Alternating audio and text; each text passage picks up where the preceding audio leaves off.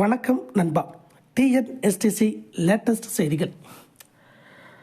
மக்கள் சேவையில் சிறந்த போக்குவரத்து கழகங்கள் கடும் நெருக்கடியில்.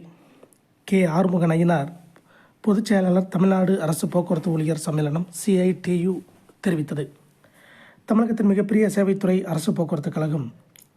தமிழகத்தில் இருப்பது போன்ற போக்குவரத்து சேவை வேறு எந்த மாநிலத்திலும் இல்லை. தமிழ்நாட்டில் உள்ள 17,662 கிராமங்களில் 17,300 கிராமங்களுக்கு பேருந்து வசதி செய்யப்பட்டுள்ளது. வேறு எந்த மாநிலத்திலும் கிராமப்புற பேருந்து சேவை இல்லை. மலைப்பகுதிக்கும் அதிக பேருந்துகளை இயக்குவது தமிழகத்தில் மட்டும்தான். சிறப்பம்சங்கள்: மற்ற மாநிலங்களை விட குறைவான பேருந்து கட்டணம். மாநிலத்தின் அனைத்து பகுதிக்கும் 24x7 24 மணி நேரமும் பேருந்து சேவை. இழப்பு ஏற்படும் என தெரிந்தே கிராமப்புற மக்களின் சேவைக்காக 10,000 வழித்தடங்களில் பேருந்து இயக்கம். 30 ஆண்டுகளாக மாணவர்களுக்கு கட்டணமில்லா பேருந்து சேவை. மகளிர், மாற்றுத்திறனாளிகள், தீவிர நோயாளிகள் அனைவருக்கும் கட்டணமில்லா சேவை. தமிழகத்தின் கல்வி, தொழில் வளர்ச்சி போன்றவற்றில் மிக முக்கிய பங்கு போக்குவரத்து கழகங்களுக்கு உண்டு. இந்தியாவில் அரசு இயக்கும் 65 போக்குவரத்து கழகங்களில் சிறப்பான செயல்பாட்டிற்கான பல விருதுகளை 30 வருடங்களாக தமிழக போக்குவரத்து கழகங்கள் பெற்று வருகின்றன. தொடர் போராட்டம் ஏன்?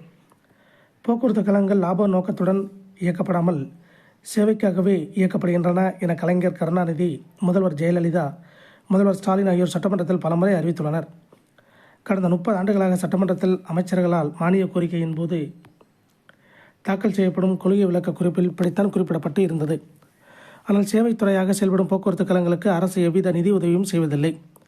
பேருந்துகளை இயக்க 1 கிலோமீட்டருக்கு ரூபாய் 60 ரூபாய் 65 வரைக்கும் செலவு ஆகிறது. முழுமையாக பயணிகளை ஏற்றினாலும் 1 கிலோமீட்டருக்கு வருமானம் ரூபாய் 30 மட்டுமே. சமீபத்தில் தீபாவளியின் போது பேருந்து பற்றாக்குறை என கூறி தனியார் பேருந்துகளை வாடகைக்கு எடுத்து அரசு இயக்கியது. வாடகையாக 1 கிலோமீட்டருக்கு ரூபாய் 51 வழங்கப்பட்டது. நிதி நெருக்கடியின் தாக்கம். தற்போது 1 கிலோமீட்டர் இயக்க கழகங்களுக்கு ரூபாய் 30 இழப்பு ஏற்படுகிறது. இந்த இழப்பை அரசு ஈடுகட்டாததால் போக்குவரத்து கழகங்களின் தற்போதைய கடன் ரூபாய் 45,000 கோடி. இது தொழிலாளர்களின் பணம் ரூபாய் 15,000 கோடி. அரசு உதவி இல்லாத நிலையில் கழகங்களை வங்கிக் கடன்களையும் தொழிலாளர்களின் சேமிப்பான PF, பணிக்கொடை ஆகியவற்றையும் செலவு செய்கின்றன. ரூபாய் 100 வருமானத்தில் ரூபாய் 13 வட்டிக்கே செலவாகிறது. பாதிக்கப்படும் தொழிலாளர்கள். 18 மாதங்களாக ஓய்வூதிய பலன்கள் வழங்கப்படவில்லை. நிலுவைத் தொகை ரூபாய் 3,500 கோடி.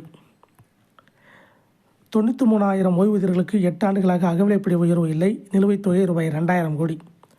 நீதிமன்ற தீர்ப்புக்கு பிறகும் அரசு தேவையற்ற மேல்முறையீடு செய்து காலம் கடத்துகிறது. 10,000க்கும் மேற்பட்ட ஓய்வூதியர்கள் அகவிலைப்படி உயர்வு பெறாமலேயே மரணமடைந்துள்ளனர். தற்போதைய நிலை: 2017இல் 22,500 பேருந்துகள் இயங்கின. இப்போது 19,500 மட்டுமே. 1,40,000 தொழிலாளர்களிலிருந்து இப்போது 1,15,000 பேர் மட்டுமே உள்ளனர். 25,000 காலிப்பணியிடங்கள். வாரிசு வேலை கூட மறுக்கப்படுகிறது. இடஒதுக்கீடு மறுக்கப்படுகிறது. தனியார் பேருந்துகளை வாடகைக்கு எடுத்து இயக்கும் நடவடிக்கை அதிகரிப்பு. தீர்வுக்கான வழிகள்: வரவு செலவு வித்தியாச தொகையை அரசு உடனடியாக வழங்க வேண்டும். காலிப்பணியிடங்களை நிரப்ப வேண்டும்.